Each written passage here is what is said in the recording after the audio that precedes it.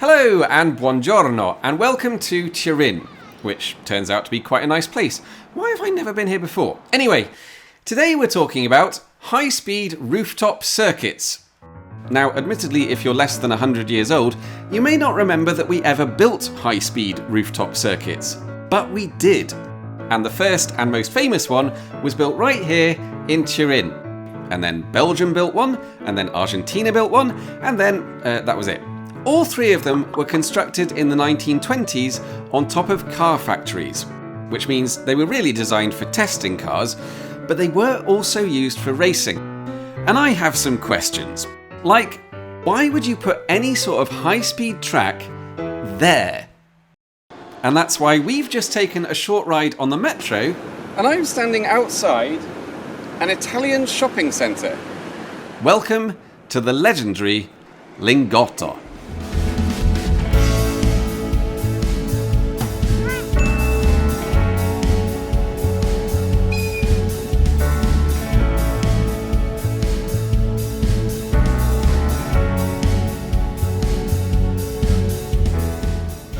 So this is Lingotto, nowadays one of the main shopping centres in Turin, but in the 1920s this building was the new flagship factory of the car manufacturer Fiat.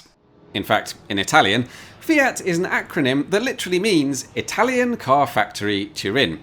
And I've come to the entrance of an art gallery inside Lingotto called La Pinacoteca Agnelli, because apparently this is where you need to come if you want to get up onto the roof. By the way, you might recognise the name Agnelli. That's the name of the family who own and run the Fiat Motor Company and have done ever since it was founded by great-great-granddad Giovanni in 1899. So everything here was donated from the family art collection. And they've got paintings by people like Picasso, Canaletto, Renoir, Matisse. It is an extremely impressive and highly valuable collection. And of course, we're not here to see any of that. We're here to see this.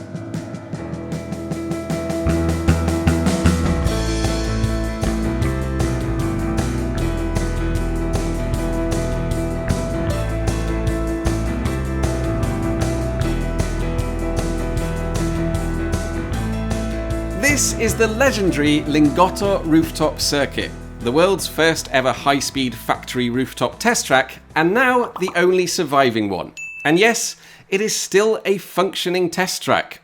It's not quite the same as it used to be. Parts of it have been converted into a lovely rooftop garden, and the art gallery have started using it as an exhibition space for outdoor installations. But it's all designed so the layout continues to function as a track. It's still owned by Fiat, and they still come here to test some of their electric cars. But on days when they're not using it as a test track, which these days is most days, the circuit is open for anyone to explore on foot. So that's what I'm going to do.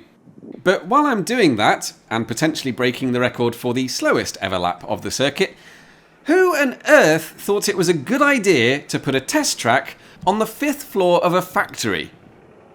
Well, to explain that, we need to go back to the 1920s.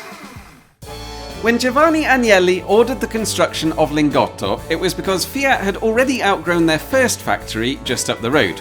So he called up a local architect and explained he wanted something much bigger, but he also really wanted a multi-storey building, so he could split the workforce onto different levels, and each level could specialise in a different part of the car. Okay, what about these?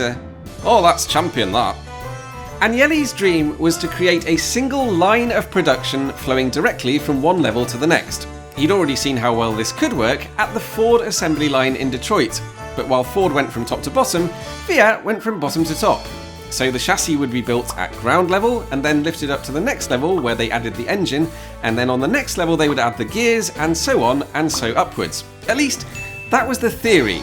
In the end, the factory was split into two sections, with one half dedicated to the mechanical parts and the other dedicated to the fancier stuff, but ultimately you ended up with the same result: a stream of brand new vehicles popping off the production line at the top of the factory. So this is the ramp where the cars would be driven up from the factory floor, and then they'd go off on their first test drive. In other words, the reason they put a test track on the top of the factory is that, in some ways, this was just the logical place to put it. It was the final step in the vertical process. There were other reasons for doing it, of course. It meant Fiat didn't need to buy any extra land to build a separate track, and let's face it, if nothing else, it was a sensational publicity stunt. The rooftop test track was radical, revolutionary, and futuristic, and Lingotto soon became one of the most talked about pieces of industrial architecture on the planet. As a result, this building is effectively one of the greatest car adverts ever made, and without it, Fiat may never have become the huge company that they did. So really the question we should be asking is, why didn't more car companies build multi-storey factories with high-speed test tracks on the roof? Well,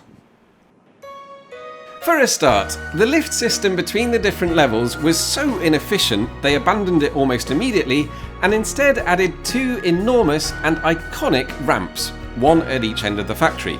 But that only solved one problem. Another issue with a multi-level factory is that you need more and bigger support columns than you would need in a single-storey building. And the tight spacing between the columns became a major frustration, causing bottlenecks, limiting the size of any new machinery, and ultimately limiting capacity. And even though Lingotto had all those support columns, within a few years it was discovered the building was suffering from structural issues caused by excess vibrations. Anyone want to guess where the excess vibrations were coming from? Long story short, by the late 1930s, Fiat had already started building a new single-level factory that didn't have a test track on its roof. And less than 15 years after it opened, Lingotto was already replaced. So, one final question. If it was already out of date by the late 1930s, why is it still here? Well, Fiat did have serious discussions about demolishing the building. That plan was rudely interrupted by the Second World War, during which the RAF nearly did the job for them. But in the end, Fiat decided to keep Lingotto and continued using it as a secondary facility, producing some of their smaller cars. Admittedly, by now, even the smaller cars had become far too fast to go safely round the track at top speed, but the circuit remained in use throughout the 50s, 60s and 70s for low-speed testing, the occasional low-speed race, and the occasional low-speed getaway by some British lads in Mini Coopers. In the end, it wasn't until 1982 that the final car rolled off the Lingotto production line, took one last lap of the circuit, and the factory was closed down forever. And you basically know the rest of the story already. The building lay dormant for about a decade while they decided what to do with it, but it was eventually converted into a shopping centre, hotel and office complex, and the test track was eventually converted into a roof garden, art gallery, and technically still a test track complex. So that's Lingotto, the world's last surviving factory rooftop test track, and as a building, it is still incredible to look at, but as a car factory, it simply had too many flaws. I mean, its flaws were its flaws. It was flawed because of how many flaws. You know what I mean? If you'd like to visit Lingotto next time you're in Turin, it's a short trip on the metro from the main station at Porta Nuova. An entrance to the building is completely free. It's a shopping centre after all. To visit the track itself, you'll need a ticket from the art gallery. Full price is €10.60, but there's a special track-only ticket for just €2.10. Meanwhile, entrance is free for under 12s, disabled people, and anyone accompanying a disabled person. And as always, thank you very much for watching, and I'll see you soon.